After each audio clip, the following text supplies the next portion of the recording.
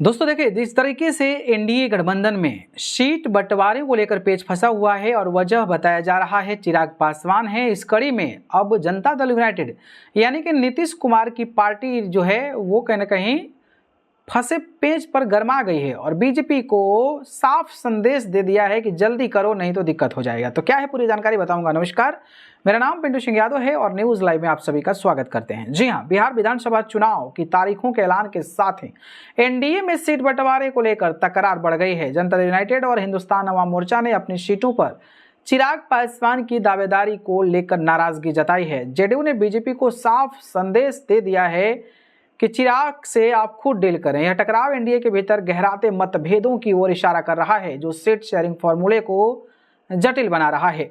सूत्रों के मुताबिक जेडीयू अपनी सीटें चिराग पासवान को देने के पक्ष में नहीं है। इनमें महनार, मटिहानी और चकाई सीटें शामिल हैं। जेडीयू प्रदेश अध्यक्ष उमेश कुशवाहा की सीट महनार, जिससे चिराग पासवान चाहते हैं, लेकिन पार्टी इसे छोड़ने को तैयार नहीं है। इसी तरह मटिहानी सीट 2020 में चिराग की पार्टी ने जीती थी, लेकिन बाद में विधायक जेडीयू में शामिल हो गए। अब जेडीयू इसे दोबारा अपने खाते में रखना चाहती है। चकाई सीट पर भी विवाद गहराया है, जहां मौजूदा निर्दलीय विधायक सुमित सिंह मंत्री हैं और जेडीयू के समर्थक हैं। बीजेपी भी अपनी सिटिंग सीट गोविंदगंज चिराग को देने को तैयार नहीं है। यह सीट मौजूदा बीजेपी विधायक के कब्जे में है, जबकि चिराग इसे अपनी पार्टी के बिहार प्रदेश अध्यक्ष राजू तिवारी के लिए चाहते हैं।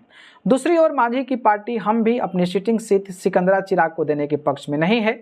चिराग पासवान की मांग है कि उन्हें ऐसी सीटें मिले जहां उनके उम्मीदवार जीत सके, लेकिन जदयू और हम दोनों अपनी सीटें छोड़ने को तैयार नहीं है। एनडीए में जारी इस रस्साकसी पर जेडीयू के सूत्रों ने कहा है कि मीडिया में जो सीटों की सहमति की खबरें चल रही है वो पूरी तरह सही नहीं है।